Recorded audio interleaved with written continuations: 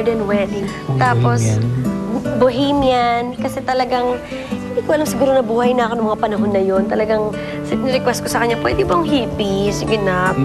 Yung event stylist namin, si Teddy Manuel, tinulungan niya kaming execute yung gusto naming treatment. Tapos sabi ko, yung door, gusto ko sana may door. Para may pasukan naman ako, di ba? Pero para sa akin, ang pinaka-importanting detalye ay ang wedding gown ko na dinisenyo ni Larry Espinosa. Of course, sa aking walk down the aisle pa lang, unang makikita ni Mark ito.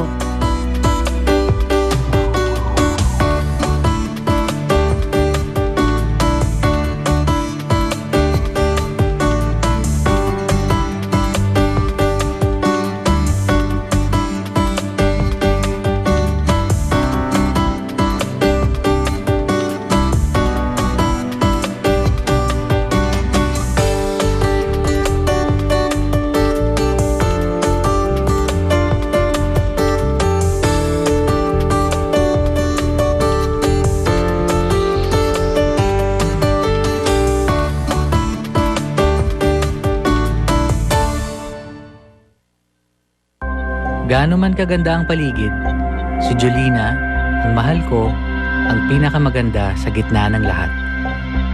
Tagal ko nang ini-imagine ano kaya yung mangyayari, ano kaya yung feeling. Paglakad niya, lahat ng mga taong nandun na malapit sa amin.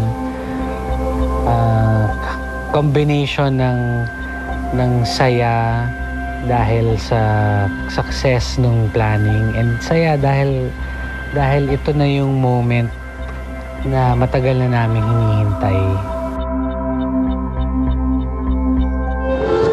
In the presence of all the people, friends, relatives, guests, to witness the love and the exchanging of the vows of Mark and Jolina together in the bonds of holy matrimony. We are here to witness the miracle of God's love and the power of the Holy Spirit to join the two to become one. Mark and Jolina have come here today out of respect of God and in bold proclamation today to the whole world their intentions and their promises towards each other. Mark, do you take this woman to be your wife, to love her, comfort her, honor her, provide for her, forsaking all others, including Aya, and all of your friends here and groomsmen, and to be united with Jolina as long as you both shall live? I do.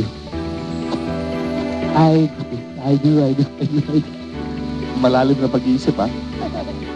Jolina, do you take this man to be your husband, to love him, submit to him, forsaking all others, cling only to him, as long as you both shall live?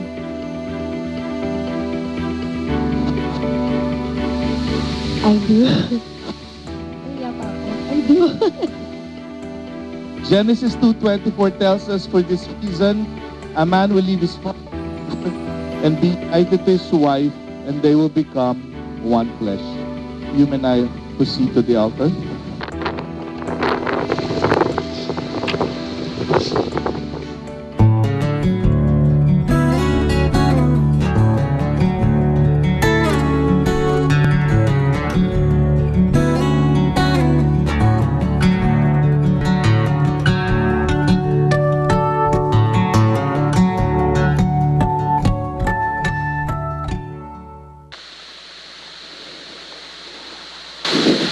Mahal, dito na tayo. bago yung araw na to, ilang beses kong inattempt mag-practice kung anong sasabihin ko dito. Pero hindi ko natatapos yung practice ko.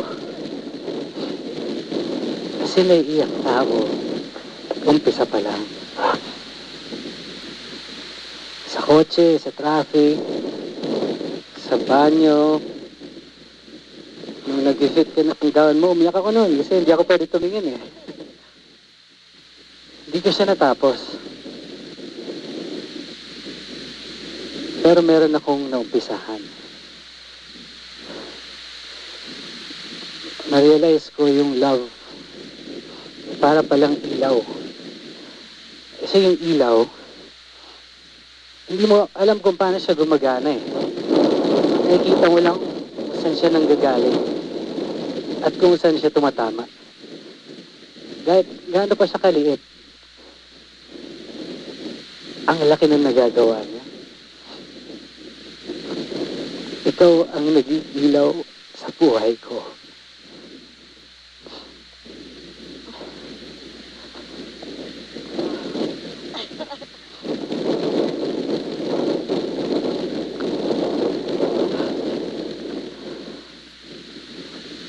Mamahalin kita habang buhay at araw-araw. At na-realize kong okay lang hindi tapusin ang vows ngayon kasi meron pa tayong napakaraming taon ng pagsasama. Araw-araw may bagong vow. Thank you for loving me. Thank you for saving my life. Ikaw ang buhay ko, mahal. At mula ngayon, para sa'yo ang lahat. I love you.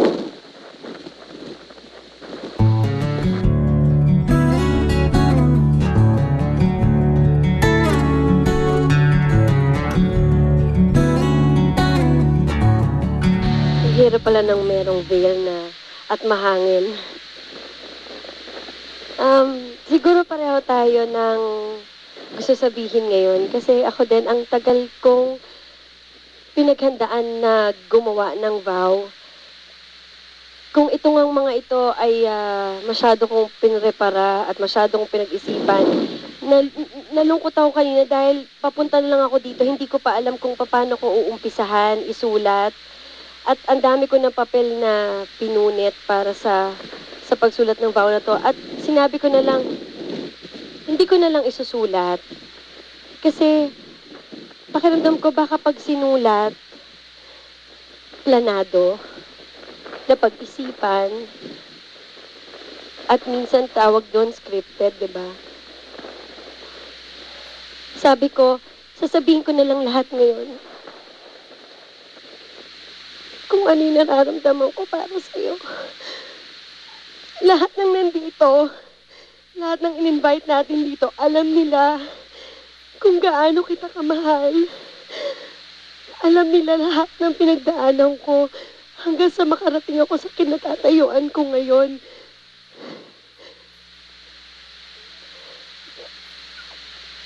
Maraming salamat, mahal. Pagpasensyahan mo na kung minsan naghihintay ka ng 5 oras dahil nasa banyo ako. Kung matangkad at mestiza lang ako, promise 3 minutes lang ako sa banyo. Pasensya ka na kung minsan ang dal-dal-dal-dal ko. At pagka nagsasalita ka dahil mahina boses mo, dinidikit ko yung tenga ko sa bibig mo. Pero mahal, alam mo ba, lagi kong gustong marinig kung anong nasa puso mo.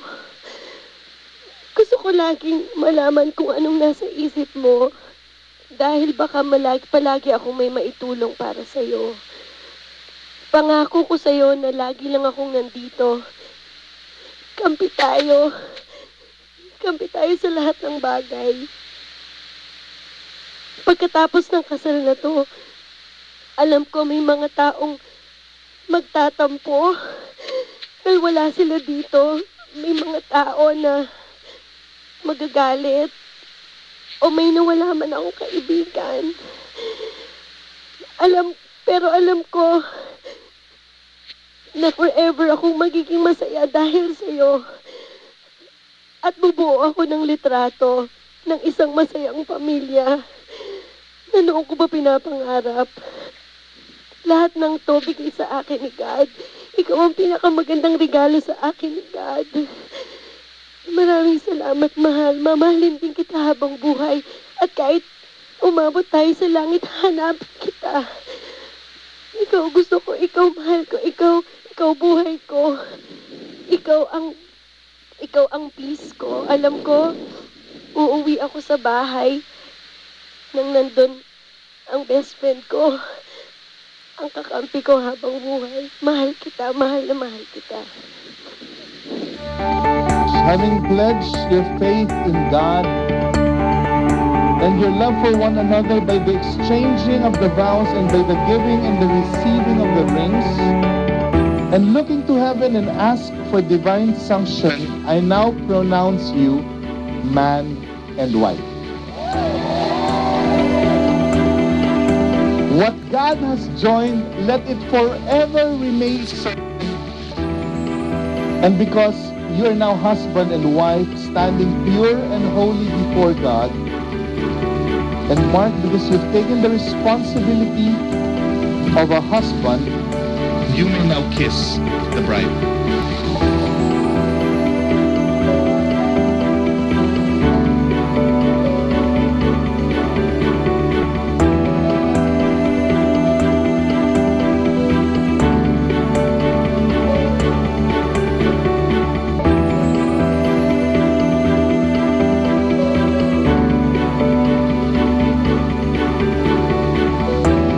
ladies and gentlemen, I now present you Mr. and Mrs. Mark and Jolina Escueta. Another round of applause, please.